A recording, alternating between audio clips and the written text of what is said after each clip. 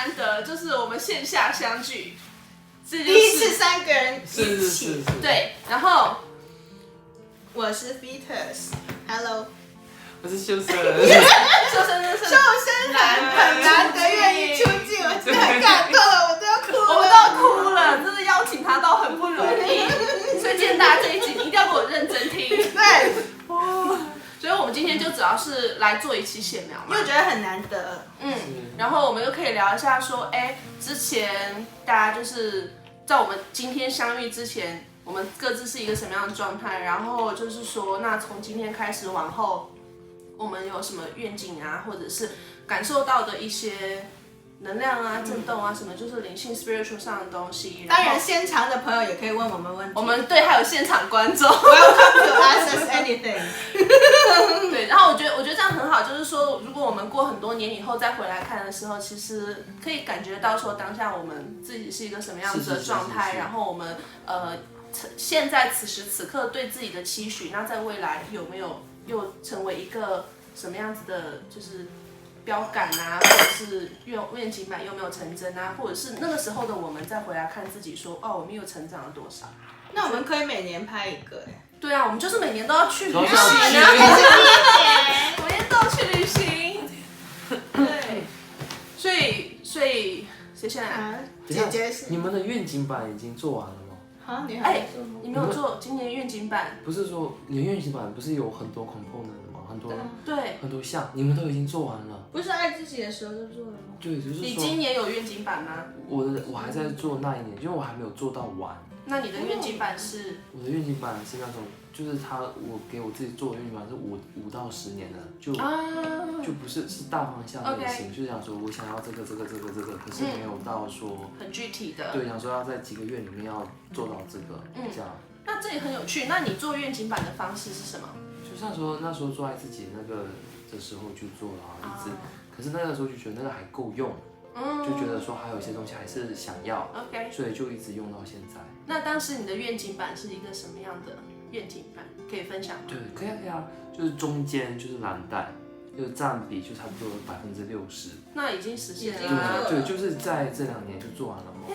可是下一个可能就是要比较就是蓝带以外的，就是比如说房子啊这种，可是这个的话就要跟把工作跟想要的工作这些东西做 balance 嘛。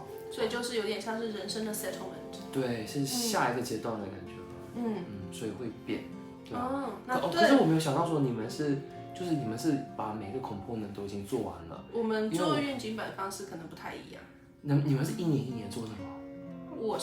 当时我是做了一个我想要的大概的人生是什么感觉，然后好像我一直都是想要这个感觉，它不会变，但是我短期的目标是会变的，想体验的东西是会变，但是我想要享受的奢华的生活是一直都没有变过。就是我当年写的就是我要住5星级的酒店啊，我们现在就在啊，我知道我们这个也不是太贵，但是是豪华，就是享受的酒店。对，不愧是因为汇率低，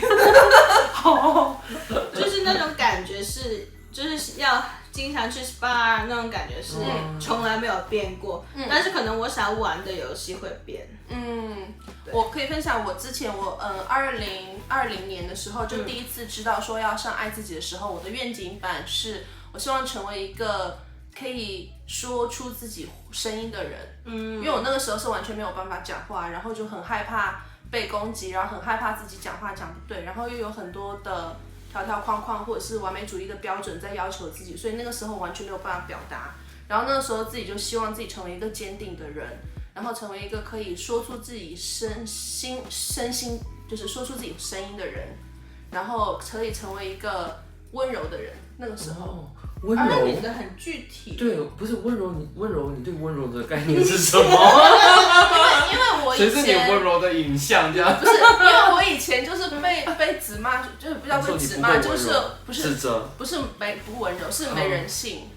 没人性就是我可能太是温柔这样，对我可能太 logical， 就是我只是对事，然后我觉得这个事情就是要这样做，然后我可能就是太过于强势，就是一定要说这个事情要从某一个方向来做。那我好奇的问一下，就是人性的对立面我觉得应该是共感就是对啊 empathetic，对啊那个不一定是温柔。对啊，但那个时候的我嘛，对，那个时候的我觉得我要软一点，要温柔一点，对，只是当然现在有不一样的领悟。对，因为我记得我的概念是，我有看过有一些学佛的，就是他很有共感，对，可是他讲的话真的也不好听，可是确实是你知道他是为了你好。对。但我现在就慢慢有这样子的感悟，就是说我现在可以。更有安全感的去跟人，就像你说的共感去连接，然后去跟更多的人一起合作。这是我2020年的愿景版。然后后来就是我又去做了一次疗愈的时候，那时候愿景版就是希望可以就不要怕鬼，那个很简单。但我真的是前一段时间我才是真正的没有被影响。就我在低潮的时候也不会被外灵影响，然后也不会再害怕，也不会再做噩梦。然后也没有在低潮的时候再看到东西，这个大概花了我1年半的时间。羡慕。对，羡慕。对，很厉害其实。好棒。对，因为在低潮没有看到，我觉得这个还是蛮难的。对我来说是一个很大的挑战。对啊。所以就是我的愿景版就是今年，但是我每一年我都会有不一样的能量，可以做一点点，就是小小的祈愿嘛，就像跟你说，你想要玩的游戏不一样。是。那玩游戏的概念也很棒，我觉得。对，所以说我就觉得说那在今年我想要说愿景版，那就是大概希望自己可以成为一个有勇气可以去进行挑战的人，去做挑战的人。然后你知道吗？宇宙就真的给我很多挑战。对啊，这个就很 direct， 你要的就是挑战。所以许愿要谨慎，对，许愿要谨慎。那它确实也给了我想要的，但是同时也是真的有很多的挑战，然后有很多的东西要去学，所以就是到之前就是到现在这个时间点为止，我就觉得其实我愿景版还进行的比较顺利。哦，那你是已经完了第1个，已经到第3个这样子？不是，就每年。它是今年的。OK。就进行比较顺利。那你们呢？对啊，就说了。我没有今年，我好像是不是以年为单位的，因为我好像以每一个阶段不一样。我不是2024年开始，我是从来伦敦开始，就是我好像是一个 stage， 一个是 phase， 不是按年算的，就好像离职之后。或者是工作的时候，然后离职中间，然后来到伦敦之后，然后来到伦敦的第1阶段、第2阶段、第3阶段，好像是这样子。差不多。对，就可能他是南大，然后南大以后。对，南大以后就是要怎么样把工作弄成一个可以维持生活的东西。对。它是属于 Part 2。可是 Part 2现在在预备的事情是，比如说现在不是在餐厅打工，它其实就是这整个就是在从餐厅打工去吸取经验到开店，然后并且。怎么样？就是开店了后，在那时候再进行买房子这件事情，那可能就是要3到5年的时间。我觉得这很有趣，因为我自己是以年为计算，是然后我的 benefit 就是我的显化也是以年为计算，就我每一年都在经历不一样的人生阶段，就来了。喜好不同，对，因为我这边的我的信念是就是什么经验得来的东西。消去的会比较慢，就是所有就是因为你是慢慢的挣来的嘛，像是你看我练瑜伽练得很辛苦，日复夜的这样子去做，所以就你得到的东西你是不会，我的信念是这样，就不会去消失掉，会，因为他们不是说来得快去得也快吗？对，是这样，所以我就觉得这还蛮有趣，就是每个人其实我们的信念都是。就我们的实相都是通过我们自己信念在转化，就是我觉得是怎么样，那其实这个我的生活就是按照这个样子来的。但我的阶段好像比1年更短呢。我知道你的很短啊，你的很夸张的，更密集。你是真的很密集，对，3个月。对，我现在才说差不多3个月。对，可是他的话也要看他的那个精神和那个心情。对他心情，就是他那一阶段基本上就是3个月这样子。是不是因为是星座的关系啊？就每3个月换一次什么星盘之类的东西？没有吧，应该跟星座没有关系。但是今年不是说每3个月就是要转移，就是每一次的那个宇宙浪潮就是3个月一轮，3个月一轮，3个月一轮。这样子其实也跟四季有关，四季也是差不多每3到4个月一轮。季节不一样，能量不一样。对，就是季节，就是跟季节差不多。对，那最近你们有没有感觉到什么？就是能量上转换？我觉得就是chuyển化速度很快，就是尤其是怎么讲呢？因果报应循环的也很快。我自己看到的是，就是真的是几个月内的都有。然后我的感想是，就是每次大家，因为我现在看到的东西是，大家不是在讨论黑暗面啊这些东西，讲说你要允许去抒发你的黑暗面。可是我的经验是，黑暗面这个东西真的是，你一定要去抒发，你一定要去抒发。可是，如果你是在没有觉知的情况下的话，它的代价我觉得会比较大。因为在因为我学习过瑜伽经，所以它里面就像是他不是要打仗嘛，那个皇子，他是知道那个敌人有他的老师兄弟，就是他爱的人，可是即使他还是需要去打仗，就是你想看，他就代表说，如果那是他的黑暗面，他要去杀人了。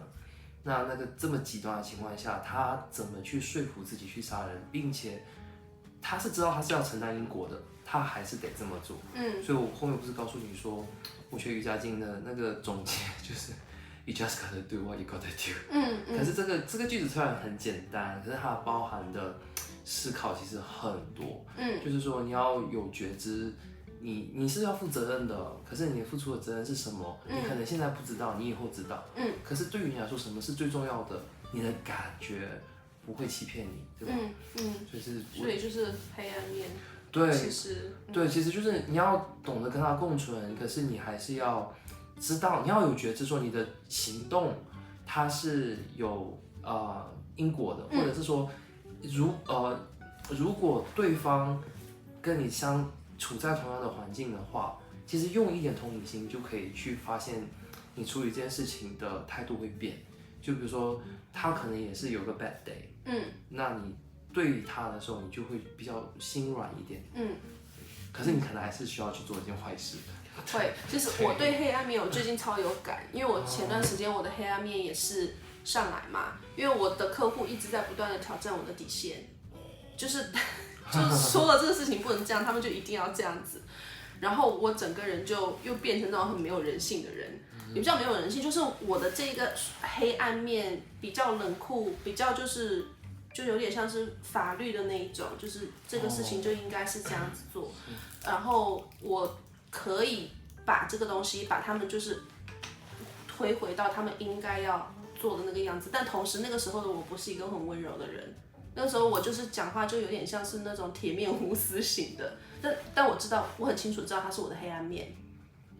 但我觉得这种东西就有点像是你说你要去知道它那个循环报应，就有点像是你看阴中有阳，阳中有阴，你没有办法去分别，它是一个 balance。对，而且你真的也不知道说那一个人他遇到你，可能也是他命中注定的。对啊，是啊。没有你这一强猛药，那可能他这辈子他还是一样事事无成啊，或者是没有被推动。对吧？就是会遇到，也有可能有他自己的原因，所以你可能你要做的就是只是有觉知，然后你还要再继续这么做吗？可能只是这样子而已。对，我很同意。那对这你最近有没有遇到什么？你的黑暗面是？这是要爆底来了。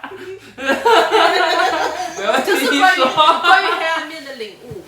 我好像也有黑暗面。正常。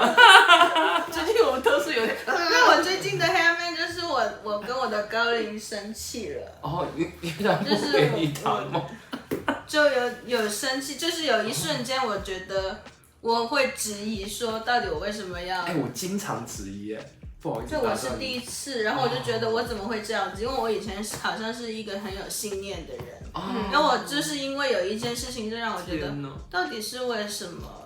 就是我为什么要这样子？如果我都做了这么多，然后你才跟我说这个是不行的，那你为什么会让我做了这么多事情呢？你在浪费我的时间吗？因为对我来讲，我是一个很会计算的人，然后比较精明，应该说我做功课也做得很精明，所以我才这样子。然后你突然我做了这么多，然后你跟我说 This doesn't work， 对，那我就不想做了。可是我跟我的伴他们家就是我跟他相处过程中就发现说，亚洲的人很多时候会有这种心态，是因为我们的教育就是 A 点到 B 点，对，目的性比较重一点，对，就不会想说，就是我觉得啦，高明的有些时候他就想说，你一定要去享受这个旅程。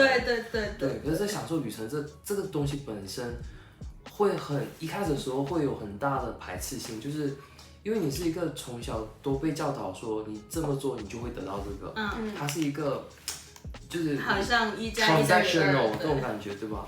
可是现在突然间告诉你说 ，there's no transaction in life， 你知道吗？就是这个是你的生活，你这个整个加减乘除，你要把它拿掉，那你要怎么办？对，然后那时候我在相处过程中，我只能就是深吸一口气，然后就这样啊。对，就只能这样是一个学习的过程。是。那现在就开始 appreciate 我生命中本来就有的东西，因为反正我急也没有用，所以说生气我也没有，因为改变不了。但是我只是有一天有一点不爽，第二天已经没事了。因为就已经我也是讲道理的人。你不给我你是我见过唯一一个会跟高龄讲道理的人。对，我都不会跟他讲道理的。我们大家都是被教育的。对，我们都是那个有点像是老师的感觉。对。可是你之前不是这样跟我说的？你去年跟我说你要把高龄当成你大臣呢，那大臣不是可以讨论的吗？大臣他是来辅助我的呀。你这样讲也是。那你他是来辅助我，为什么不能跟他讨论？可是问题是。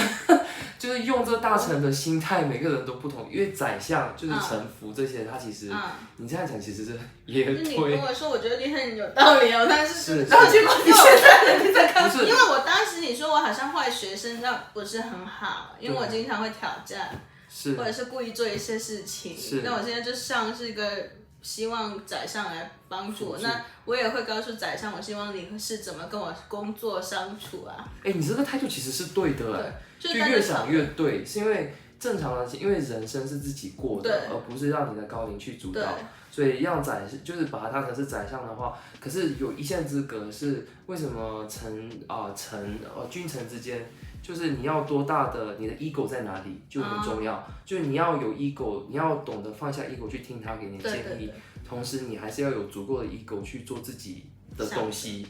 那其实可是要跟宰相谈条件这件事情。就我第一个知道，因为有时候可能宰相会说我们一起推这个 policy 好不好？然后可能你会，可是我想先做这个比较好玩，那我们就讨论一下可不可以先这样子，或者是大家可以 compromise。就像合作是一个 team， 这个其实是好的，这是好事。对，可是那宰相就是不按照你的 policy， 不，宰相就是说，好，那你先做这个，但是我们还是要做那个，就是可以讨论，就是你可以讨论一些 timing 之类，或者是一些方式，是可以谈，这还蛮好的。哇，这个好神奇哦。那 Josie 也有吗？没有。我完全就是我也不知道听他的。那你不会有失望的时候吗？不会。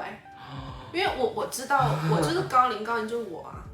他是就都是 We're the one 一体。对啊。所以就是当遇到事情的时候，我觉得我可以很快的，虽然我还是有情绪，对，你肯定还是会沮丧，但是我就让自己的情绪我就是个人我就是那种情绪，但是我不知道为什么我说我就是知道的一种感觉，我就是知道接下来会发生什么，所以我也不会不会太那个。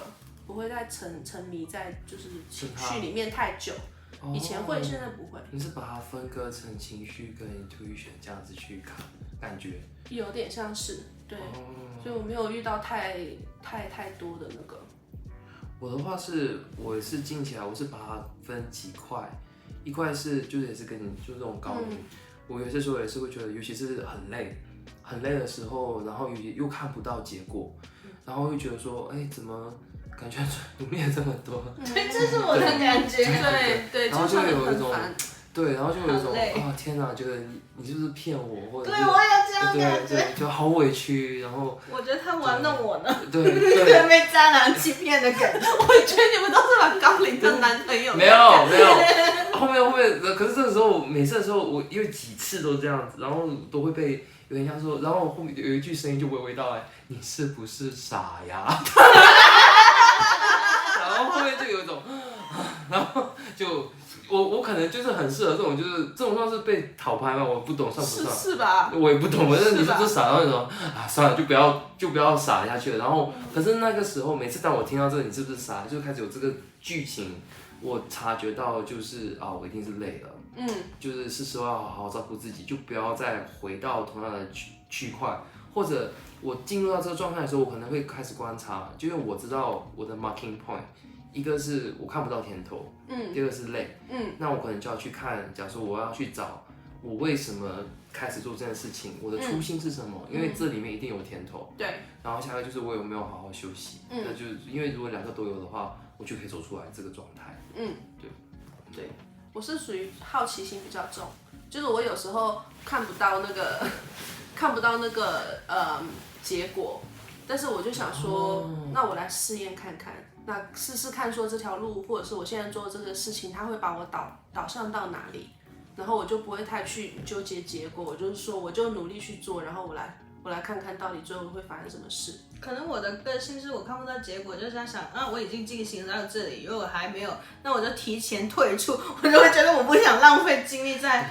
没有结果的事情上，我还不如就是转换跑道这样子。但是其实有可能这个事情是可以继续走，它只是会慢一点。但因为我本身很急，我就想说，那此路不通，我就赶快走去另外一个地方了，就还发生其他事情这样子。可是我之前有这种心态的时候，我每次都会遇到很不好的事情，都是当我在这种心态的时候，就是要换跑道，或者是说我就是追寻结果某个特定的和效率结果，对，就有一种像是说你不可以，就是会被严厉的，而且我也是在那段时间，就是我之前我的安排时间就 5-year plan 嘛。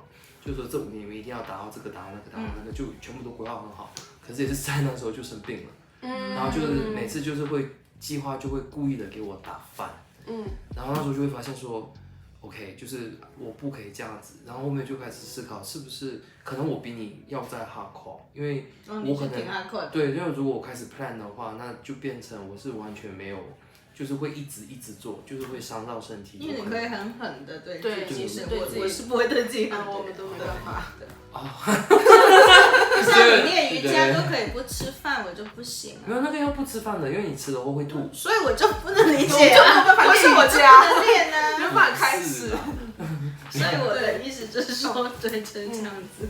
但是我觉得也蛮神奇的一点，就是昨天我也在跟你聊嘛，就是我个人从我的角度上出发，我刚好是这一段时间人生经历到另外一个阶段，就是说把曾经基本上前世的一些功课都了结了。就是我前世是一个我会去仰望别人的人，我会希望我自己成为某一个特定的样子，然后。那个是因为觉得想要变特别吗？我会想要成为特别的人，我会想要成为就是别人都会看着我的人。我曾经是会就是少的人。对。但我现在慢慢走到现在之后，我发现我其实不需要。我开始从那个伤痛点里面走出来，开始知道说那我之后可以做到什么，然后。刚好就是不是我就是升职之后到现在，我基本上我的工作理顺，然后有了这次旅行，然后我又遇到了你们，然后我就觉得说在这个时间点遇到你们，跟你们产生真实的这种人跟人之间的真实的连接，是一个很奇妙的 timing。我真的觉得这也很好玩，因为我在心里想说，你讲这句话，你们在讲这个时候，我在想说，为什么好的朋友不可以在同一个地方？为什么？我觉得啦，我那时候就在想这件事情，就是为什么他们不会一直在同一个地方？因为我觉得会不会我们本身有依赖性，还有东西没有完成，对，或者是有一点依赖性，就是如果我们一直在对方的可摸到的地方的话，会不会有依赖？不是，昨天Joji说的是我们之前不在一个地方，是因为曾经前世会有一些回避，或者是还有伤痛点的东西。他是觉得疗愈好了才可以见面。见面我是说没有安排在同样的国家，像是那种。对，就像我们可能前世好几辈子都有联系的，然后彼此也都知道，然后也都知道合得来，但是就是没有，就是有这种现实生活当中这种连结嘛。是。然后我就发现说，我现在这个时间点到日本来，然后大家一起玩，然后时间什么都凑得很刚好，然后遇到你们的时候，我就发现原来这个时间点可能对我来说就是说我可以跟大家一起去创造新的东西，因为我已经走出过去了，就是有新的可能性在这个时间点开始发生，这是我的感觉嘛。我觉得很妙。阶段性的 reward。哦，听起来也很好。我是这样觉得的。因为如果我还有以前的伤痛点的话，我们可能就是在 physical 的连接当中是一个不太一样的状态。会。我是这样觉得，所以我就觉得还蛮妙的。真的哎，如果2年前见你的话，你的状态会更飘。对啊。就是会那种哇。我完全不是这个人的。你会那种真的外变法精灵，然后我会对，所以我就觉得说，宇宙一定会把该相遇的人带到一起。是，逃不掉。换句话说也是，我觉得很神奇。但是他的问题是为什么不在一个国家？我觉得这个好像无所谓耶。这个蛮无所谓的。对啊，他刚刚说为什么我们不安排在同一个国家或地方生活？我觉得好像没有无所谓，在哪个国家都可以见面啊。对，我只是一个意向而已。就比如说，如果我搬去伦敦，其实也可以，我也不可能每天对还好。可是，在之前的话呢？之前就可能会有依赖性，对。所以我觉得可能现在这而且还会影响到。因为我们那就是还没成长嘛，就是那时候还没成长的时候，可能还甚至会介入对方喜欢的事物，就没办法找到自己热爱的东西。现在没有那个 boundary， 没有那个平衡。对，长大了反而会比较有这些。对，所以我就觉得说，那现在这个时间点，我们回头，我们现在先录这支影片，然后我们回头再来看看说那个时候1年后再来看，1年后说我们那时候创造出来一些什么好玩的东西，我还蛮期待的。好玩的东西，不一定就是可能，就像昨天 Didier 在说，他说那我们就是见面之后，然后又分开然后呢，我就觉得说，其实这种能量上的影响层面比较不一样。是。那说不定就是有一些不一样的东西会出来。会。我记得他们是叫 rippling 嘛，rippling 就是像水的波纹互相影响，对，就是我觉得这就蛮好的，因为我觉得佛里面好像也是有说过类似关于说你永远不知道自己的哪一句话，就会影响到别人很久，对，所以我们来期待看看，下一次去哪里贵妇旅行，哪里吗？好开心哦。现在是去哪里？想一下。那你们对接下来，就是今年接下来还有之后有什么期待？我的话呢，一般我在做接下来规划的时候，就是看就是未来的震动啊，就走向一点，然后因为我发现说我不可以安排超过5年。因为一定会就是超乎我的想象。5年蛮长了，根本我都没有想过5年，我2个月差不多了。我以前一般现在我发现就2年就已经算了，还蛮多了。想到1年我都想不到。可是我现在看未来的时候，我看到2个景象是会就是更快，然后所以就是言行啊、修身养性这些就要一起做，然后。我现在最大的可能就是要把工作给落实，然后买新家，这如果能够在5年里面做到，我觉得已经算很厉害了。可以啦，2年就可以。哇，好期待你的新家。可以。等一下在山脚下，可以。那下来我跟你们一样，就是要把自己的家那个要的样子写下来，然后去跟那个 Excel，对，真的很灵去那个对佛光山，然后说 Hello Sir， 你看我朋友是有一个 Excel， 他就是跟佛祖说，你就看我的 Excel， 就是有一个 Excel。我那天听你讲之后，我就真的很想说，你们可以回去英国帮我许愿，我就视讯跟那个不是，我要买房嘛。你也是要买房吗？我现在就在买房。那你澳洲有？那我问一个问题，好，你觉得像这种许愿，到底它成真是真的因为我们许愿，还是其实根本这个事情本来就是在铺陈以内的，根本你许愿不许愿，它都还是会出现呢？我觉得要看我的话，我觉得要看状况。一个是本身就是在铺陈之内，也就是说你许愿这件事本身它也是铺陈的一个部分，然后通过许愿的这个动作，其实它完成的不仅仅是这个结果，更是跟你的信仰、你的信念，它其实是可以导致说，那之后我遇到问题的时候，我会以什么样子的方式来处理？说这个其实也是高龄铺陈好的。那还有一种呢，就是说，你虽然说许愿，但是你自己本身是知道未来会发生什么事，你只是想 manifest 它，会快一点。然后你本身可能也是有连接的这种人，那你通过这样的方式，你知道这个东西是在，就是你有非常强的 awareness， 你知道这东西它是在你的灵魂蓝图铺陈里面，你知道说你就是会通过这样的方式得到它，然后你去许愿，然后它就会就会灵。它就会实现，这是我的感想。我的感觉，我一开始对许愿是觉得很玄乎，我就觉得就是你知道，许了就会成真嘛。因为你知道在亚洲的佛，如果你许愿成真的话，有些佛它的牌就是你送的那个礼物上面就会写什么心愿成真啊，或者是显灵之类的。然后我后面是，我现在观察是你讲的也很像。第一个是，我觉得它跟你用的字是铺陈，我的用的字是个人的感觉，或者是他个人的他怎么样要成为他最好的自己。就是如果他许了愿跟成为最好的自己，是他终将就是要成为最好自己嘛，所以许愿只是他会去做的一件事情。然后你要提到说，因为那是你想要的，你想要的东西也会是你最好的自己想要的，所以他也不会离开。所以其实许愿和不许愿，它应该是没差。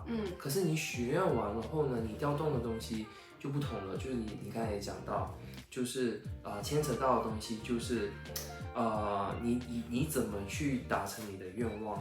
就是以后的你是只是靠纯的显化吗？还是说，你有付出多少的努力？它会不会养成不好的习惯？对，就是你只许愿而不努力，就变得懒惰这样。对，所以它这种，但是这种中间它又有可能是有魔的。就是如果你是贪念，对，可是他那个就是一种交换，那是一种交换，但是你也是愿望成真。对，那种许愿它铺陈就一般，因为有什么宗教的，对，有个 leader 啊，就是因为他就是可能会选的去给你显化一点点，尝一点甜头，足够让你继续走。可是他的重点是，我觉得你回来问自己的时候，这件事情有没有让我更靠近我最想要的自己？就是 they call it the greater self。对，讲得更好听嘛，就是你后面好像真的会慢慢走你会变得越来越像你的高龄，对吧？对吧？所以，对啊，所以如果你跟对，因为我之前你现在讲也很好玩，因为我之前疗愈在小孩的时候，那时候我不知道我有开频道，就我在小的时候，我那时候要自杀的时候，我是觉得。我那时候是感觉到有个天使过来要救我之类的，然后后面我一直就觉得说，我分不清，因为那时候当我觉得说我的一个习惯是我在做功课之前，我其实有脸盲症，就是我看不清人的长相，我觉得每个人长得都好像，所以我那时候我其实看不清那个人那是谁来的景象，可是，在疗愈后。我回去，然后我才发现说，天哪，那个人是我自己，就是我看到那个景象是我在希望有人能够来救我，然后我也来救我自己了，所以他就觉得很神奇，就是跟你讲的，就其实有可能这一切都是在自己的铺陈里面。对，那其实你有没有去许愿不重要，可是因为这个它悬的地方，我觉得最悬的地方其实是缘。对，因为你能够去到佛光山，并且许到愿，而且也实现了，代表说这一切也是贯通的。对，就他是没有任何阻碍的，就是他也听到了，而且他愿意帮，对吧？因为对，那你呢？你对未来的展望？我没有你看的那么远呢，我其实连明年的今天我会在哪都完全不知道。因为我看不到，我会不会在做完这个 contract 以后，我到底还会在哪里？我都不知道。但是我目前我好像我最近都是没有那么远的，我就是短期的目标，短期可能也真的是3个月。其实蛮好，你会不会觉得说你这样短期目标，因为我可以在当下，对，很 flexible，这很好。因为我不知道，因为我觉得我好像可以 be more open，就是我好像有很多不同的路。如果我说我一定要5年这样，我就好像就这样子。虽然我是一个可以这样的人，但是我短跑嘛，但是我个人我希望可以做到的目标就是回去以后。因为我其实来英国，我觉得最让我觉得蛮 challenging 的一点，也可能是我来英国的原因吧，就是要跟英国人成为同事。但是他们都是很好的人，就是我发现我其实是想要了解他们，然后想要跟他们成为朋友，或者是其实我是喜欢他们的。但是呢，我好像对他们也是有偏见，所以呢，我深切的反省了自己。然后前几天又跟我朋友说，其实我真的还蛮坏的，因为我觉得他们都很无聊，其实我不应该这样想他们，其实他们都是很可爱的人，我希望可以真的去了解他们，然后用他们开心，就是互相了解啦，然后以他们喜欢的方式去表达我对他们的喜爱，这样子。所以我觉得学会跟他们沟通。好像是我很想要做的一个事情，就是大家一起很开心的玩这一年，然后以后怎么样我不知道，就反正 just have fun， 我是这样想啦。对，就是用你的方式去，就是因为我觉得你会遇到这群人也是有原因嘛，对，体会到他们的那个文化。对，为什么是他们？可能为什么我来这个搞不好，就是因为他们是最代表最传统的英国人。因为如果我去，对，因为如果我去一个很 international 的公司，可能我会经历的故事会不一样。对，那我偏偏来到这一群人，搞不好从来都没有出国去过，坐过3小时以上飞机，没有坐过。对。那Josie，你在你的那个办公的地方，你怎么样跟 local 就是打成一片？我跟他刚好是相反，他跟我是相反，因为 international 的地方。没有，我是全 Aussie。全Aussie，对啊，对，你怎么跟他们打成一片？就是人家很想要跟他打成一片，但是 Aussie 他变成英国人。Aussie， 因为我是稍微硬一点的那一种，我可能就不是那种会很 flexible 的那一种。对，他是反的。对，我跟他就像我的同事，然后我也没有像他就。会被人家热情吓到，然后我就那个很热情。刚开始的时候我会，然后我会不知道要怎么去表达我自己的对他们的喜欢，我不知道就是他们每天办活动的时候，我要怎么去举手说，哎，我也想要加入。然后我去年，对我去年就是这样多的Josie。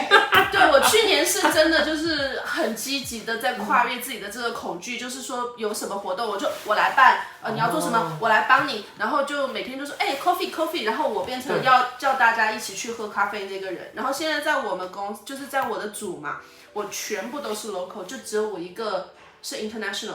我也是这样。但是他们澳洲人是真的很热情，你知道他们看到你 Josie， 然后就一定要跟你抱抱，然后每天早上拉你先聊半小时再上班。可是你看，他就很 enjoy 被很热情的人拉住。我刚开始没有，我不知道怎么回应。他一开始是很尴尬的，我不知道怎么回应。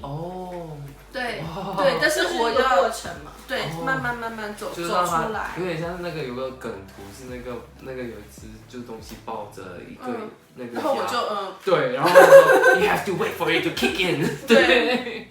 那你给我一个 advice，What should I do？ Just be yourself。就他们那群人可能就像我一样，你知道吗？就是我很想举手，但是我又很怕尴尬。他们真的是这样子，因为他好像要安排一个东西，你说。就安排个活动，然后他们表面就是说，好像很不愿意，就好像也不好意思拒绝我嘛，然后就说去，后来办不成的时候，他们又好像觉得很可惜，让我觉得很 confused， 你到底想去还是不想去？重点还是人数很多，对，人数是蛮多的，所以他们对啊，就 just be yourself。他们可能只是不想要 organize something。对。你说 organize 呗，后面你反而就一不小心。没有，我好像决定回去。举手说我可以以后都 organize。对，因为他们就可能就欠缺这种人。对啊。对，为什么偏偏是我的？好累哦。但可能他们就是想要这样子的人进来，我也不知道。我觉得有可能，对他们以前可能在办公室里没有那样子。好无聊的，对，都不聊天。好，到时候你变成你现在 social 亏，对你现在是1年嘛，然后你去跟他不小心就是2年。续约，应该不会吧？走看到你了。我都不是说了吗？没有，那你就给我一个建议啊。给你的建议。对啊。因为我每次我给人家建议的时候，我一般都是会按照我看到的景象来给。OK。我那时候看到的景象，还是我觉得你会在英国很开心的，就是我还是挺开心做你的呀，自己，就是，just be yourself。我是挺开心的呀。可是我个人觉得说，再给个建议的话，我觉得你可以再装扮自己多一点。明确一点，你现在的装扮比较像是亚洲的风格，我觉得它其实还蛮适合走一下那种英国的那种。我不是有穿碎花裙给你看吗？对啊，那很少啊，那个你都很。我有穿过啊。有穿过啊，对啊，就觉得多嘛。就你的意思是装扮自己是叫我变成英国风嘛？我以为你是说你化妆可以贴假睫毛，然后没有，就是因为我觉得说你那个英国风的感觉有点像是你会更自信的感觉。哦，这个倒是，这个倒是。还蛮神奇的，我以为不知道为什么英国风，我不知道，就是可能我当过英国人吧。好 ，OK， 那我们今天很难得可以来到这里嘛，是，就是我觉得很开心，因为我们也没有变熟很久。首先，我跟 Joyce 本来根本没有想过我会跟他成为朋友，完全都是没有想过，真的没有想过。好像就连我跟你也是哎。我也想说，所以就是我根本从来没有想过我会跟这2个人成为朋友，还有跟他们见面，还有跟他们讲话，因为我从来这不在我的想象以内，都是一个很突然，然后很意外，很突然天外飞来一笔的东西，但是很神奇。对，因为我刚好，而且我去澳洲也不是我安排好的事情，它是一个意外，然后就去了，然后就你来我家，然后当时我刚好又在一个转换期，我平常肯定会觉得说，好，那么刚我才不去，但是在那个时候，我突然就觉得，好啊，你敢约我就敢去了，又不是我家，对吧？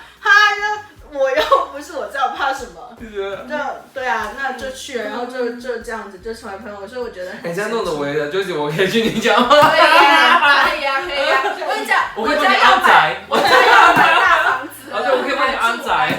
我们大家一起搬出来。500平以下的地，你知道吗？我家有大房子，大家都来住。对啊，就是觉得缘分真的很神奇，真的很神奇，而且是你想都没有想过的人，就是好像很不一样，所以我觉得很感恩，很特别，也很幸运，很幸福，然后也很谢谢你们，我觉得很开心。我觉得可以这样子是很美丽的事情，就是你总是会在你意想不到的时候遇到最好的安排。就是很美丽。我也没有想过会跟他，他本来都不在伦敦，我一直都在苏格兰。对，所以就也是刚好卡在这个时间点，所以觉得我是去蓝带才去伦敦，就好像一切都是有他自己的安排。我也没有想过这辈子会跟你见面，这辈子。我是有觉得应该会见到面，可是我一直觉得说很久，我没有想到过。哦，那时候是觉得那几年，其实我们第一次的时候，我是觉得应该要见面要很久。可是其实也没有想到，应该才3年吧，这样子，差不多，就是显化速度还是比较快，我觉得，就是看人要不要。所以还是要谢谢瘦身愿意过来，真的很谢谢你。虽然，对了，就如果不是你来，我们怎么可以过得这么开心呢？是，也谢谢你愿意跟我们拍这个影片，我知道你不是很喜欢，但是你要被硬拉来的。对啊，你要这样子，其实还是很开心。对，我觉得很好玩，对，很好玩。我也知道你也平常不怎么爱旅游啊，但是你跟我们来日本，我觉得很开心，可以跟你一起玩。一起吃东西不好吗？好，不错。对，就是一起享受贵妇的生活啊，不好吗？是，还不错。这已经是客套话了。那我们约定，我们以后都一起过贵妇的生活吧，哈！贵妇的生活，明天见。